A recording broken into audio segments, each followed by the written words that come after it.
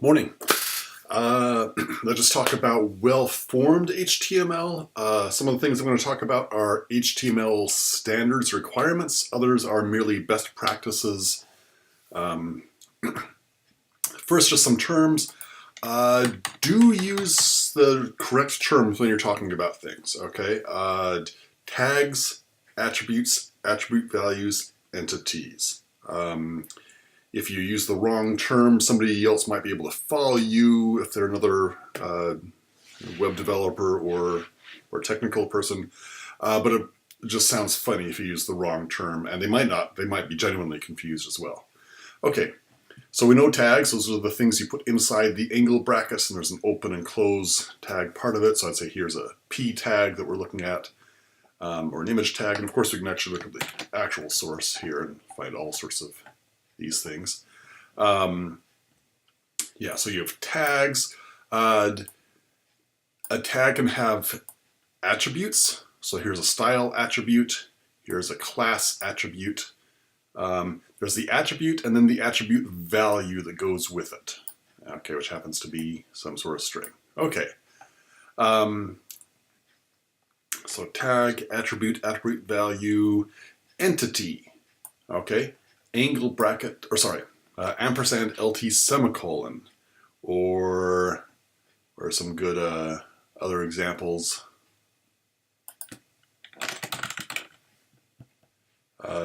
H-ellip for horizontal ellipses, or LE for less than. Okay, so these are entities. By the way, some of these names are really awful names. Entity? What isn't an entity in the world? Come on. Why did you call it? If they would have called it glyph or character, it's not really character. It can be more than a single character, we'll see. But still, that would be a better term than entity. But and similarly, the term tag, I think tag is a better name. The official name in the specs is element, an HTML element. But again, element, if you don't already know what that means, the term itself does not give you the slightest hint as to what it might be. So, okay. Great. Things that we need either are required for HTML or are simply required for the HTML you will write in this class. Good enough for you, huh? Your tags, the structure of the tags has to be a tree structure, okay? So, and this hardly needs saying. If you open an EM tag and then you open another strong tag inside of that, you have to close the strong tag before you can close the EM tag. That's what makes it a tree structure. Okay. Browsers, by the way, will go to great lengths to make sense of nonsense, of tag soup. That dates back to the early days of the web when people would do something wrong. Other people were learning HTML. There weren't many books on it. It was just coming out. How would they learn HTML? They would do a view source and say, oh, that's how it works. And if they saw some bad HTML written, they'd assume that's how HTML worked. And so you had a lot of people thinking things worked certain ways. A lot of poor practices developed. A browser, you're trying to break into this new emerging market of the World Wide Web. You want to have a browser that people actually use. You'd better render pages. If you just sort of say, hey, this page has ill-formed HTML, I'm not going to render it. Yeah, that doesn't gain you any market share. So because of this little feedback cycle here, for a long time, there's a lot of really bad HTML practices out there. Some of them we're still sort of living with. One example I mentioned here is that p-tags. P-tags is now part of the standard that you don't actually need to close your paragraph tag. You say, hey, your paragraph starts here, and you have a bunch of text. And if you open another paragraph, the browser, the HTML standard now, HTML5, says, oh, you're closing off the previous paragraph, I guess. And there's a certain list of certain tags that act in that way. Other tags don't act that way. If you start emphasized text, and inside there you put another emphasized text. Now you're at a nested emphasis. You're not stopping the previous emphasis or whatever. So it's kind of a mess. Close your tags. Close every tag. Close that p tag. I know HTML5 doesn't require it, but Barlin does. XML requires it. And we're going to write code that happens to not only be valid HTML5, it will happen to be valid XML as well. So, okay. Tag names are case sensitive. Be aware of that. Again, that's, I think, XML, maybe not HTML5. I don't care. Pretend they're case sensitive and use lowercase for your tags. Maybe camel case if it's a multi-word tag, which doesn't happen very often. But yeah, so keep your tags lowercase. Quote all your attribute values, even if something looks like it should be a number, and in our Java class it would be a number, and we certainly, in PHP, you have strings and you have numbers, and they're not the same thing. Don't use a string and mean a number. Inside your web document, all attribute values are inherently strings. Some of them will later have to convert to numbers as we process them, but go ahead and put them in quotes. Never leave off the quotes. Again, browsers will accept it if you leave off the quotes, but that don't make it right. Okay? Every attribute should have a value. Okay? So you can go ahead, here, div hidden equal hidden. That's fine. That's the attribute. If you look up the specs for this hidden attribute, this is an allowable value. It's actually about the only allowable value. Browsers might, again, you'll see examples of HTML5 that do this. Let's keep our life simple. Every attribute has a value, not here's the list of the 1,000 attributes that don't need a value and here's the 7,000 attributes that do need a value. Let's not make life complicated. Every attribute has a value. Okay.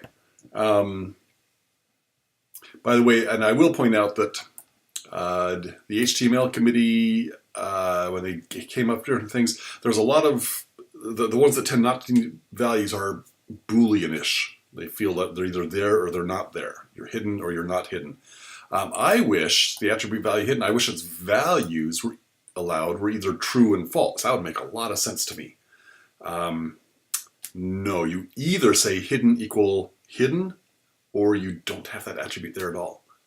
Or even more confusing, you can say hidden equal empty string, which is as if you said hidden equal hidden. It is there, but oh well. We'll live with this hidden equal hidden, even though I'd rather say hidden equal true, and that's what I think when I read it, hidden equal true. Okay.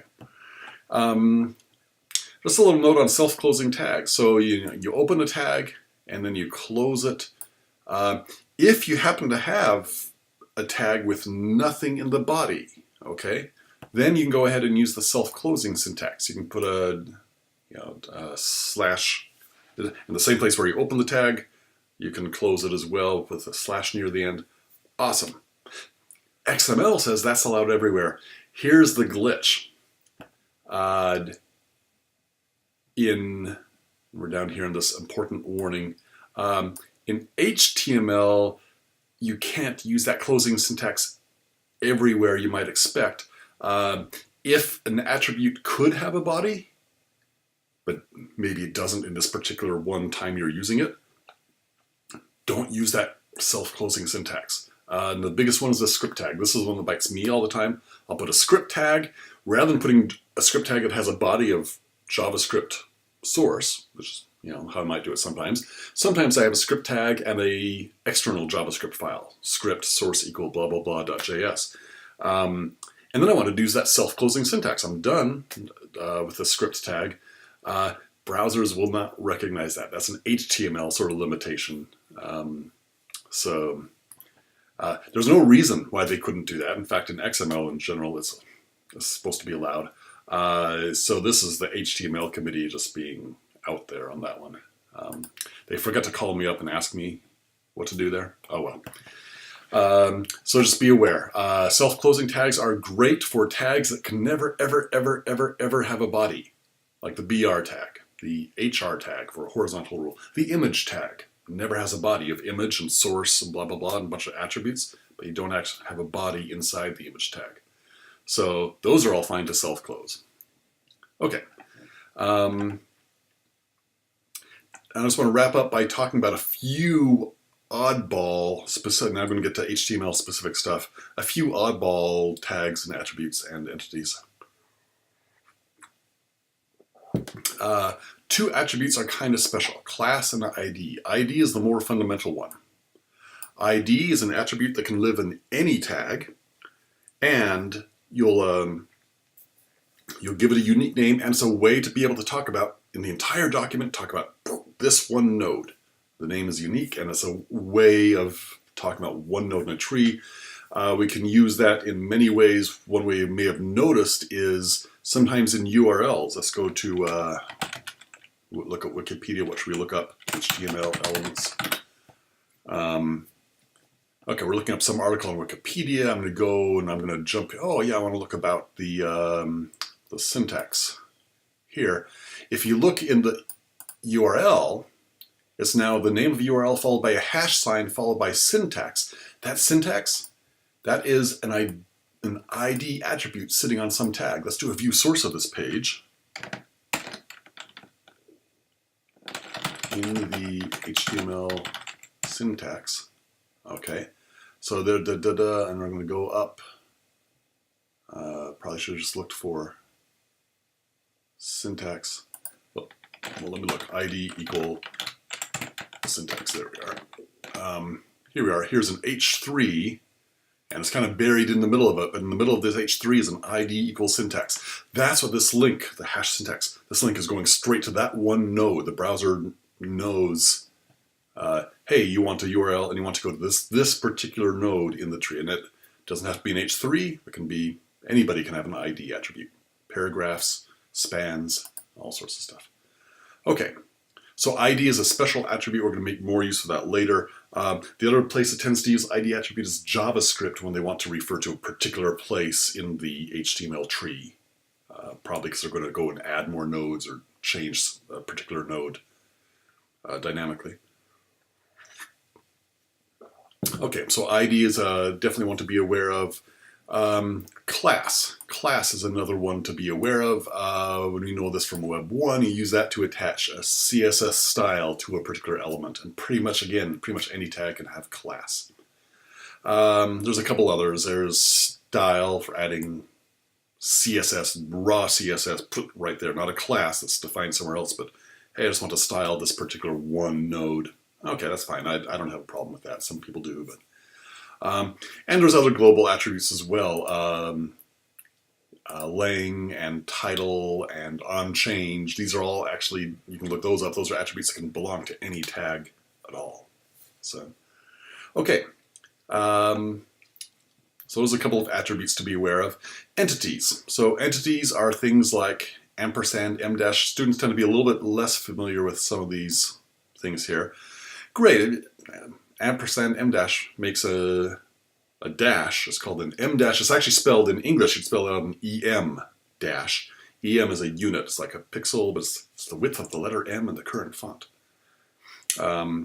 Okay, so yeah, that gives you, it's not a hyphen. It's an em dash. It's not an en dash, which is in between. Okay, so we have em dash or le will render as this character here. I already mentioned horizontal ellipses for the dot, dot, dot. That's one character. That's not three dots in a row. That is a single character. Okay, so yeah, you can use these entities. They're fine. There's a bunch of good entities out there. These three that I list here are not critical to know, because if you want to have a less than or equal in your document, you could go ahead, if you have some way of actually typing that, or if you can go somewhere else to a web page and copy and paste it, you can actually put that in the middle of your HTML file and it'll just be regular old text. So if you like the letter Q, it's like, oh, this is the letter less than equal, you know, some Unicode character there, and tends not to be a problem. So why do we, you know, in the olden days before it was hard to find these things, people made a lot of use of these. Nowadays you might not use any of these. You might just embed the characters you want right in your source code. However, there are 5 fundamental entities that actually belong to XML, not all XML, not just HTML. And these are entities that if you were to try to embed the literal one in your document, it would confuse, it would be confusing about, is that data, is that meant to be just a regular character, or is that part of HTML markup? The biggest one being less than, okay? Sorry, on the video, less than. So if you put a raw less than in the middle of your document, it will think that's starting a tag, right? So gosh, you can't do that. If you want to really say, hey, I want the less than character as data in there, you have to say ampersand LT, semicolon, okay? And correspondingly, ampersand GT for greater than. These LT, GT, LE, those actually are names that come back from Fortran. Yeah, interesting. You'd say, rather than x greater than 5, your program would say x.gt.5. Yeah, you think we have these, it's cool to have these fancy characters here, or you take those for granted? Yeah, back then you couldn't take a less than character for granted in your source code. Okay, sorry, we're not in 1955, we're in 2018, or the future. So LT, no LT, GT sort of goes with it. Use that when you want to embed these characters and you don't want them confused with actual markup. Okay. In practice, a GT on context, it will know whether or not you're, if you put a literal close tag in, it will sort of know, hey, I'm going to treat that as closing this other tag that's opened. And if it's not closing a tag, we'll treat it as a greater than character. I like to be a little bit clearer about that. I use LT and GT, even in places where the browser might be able to figure out and do the right thing. Go ahead and use ampersand GTs. What other characters might get mixed up with HTML structure? Things that are part of tags, attributes, and attribute values. Okay, so entities. The ampersand is used to denote an entity. So if you want a literal ampersand in your file, you need to type ampersand AMP semicolon. In fact, you can do a view source of this page here. You can actually see that when I wanted to get a page that rendered with an ampersand in the middle of my page, I had to type ampersand AMP semicolon LE semicolon, because in order to get these 4 characters to be rendered. Again, we're in this Web 1 distinction of what is the HTML and how does it render. So, attribute values are quoted, so I guess it could be a little bit confusing if you, especially if you're inside an attribute value and you want to include a quote character. You'll need something like ampersand quote and ampersand apause for quote and apostrophe. These are ones usually when you want a literal quote or apostrophe in the middle of your document, you can just type that and it won't be confused because you're not in the middle of an attribute value. But it is good to know. Technically, these 5 entities are very different than all the other entity codes in HTML. So, okay.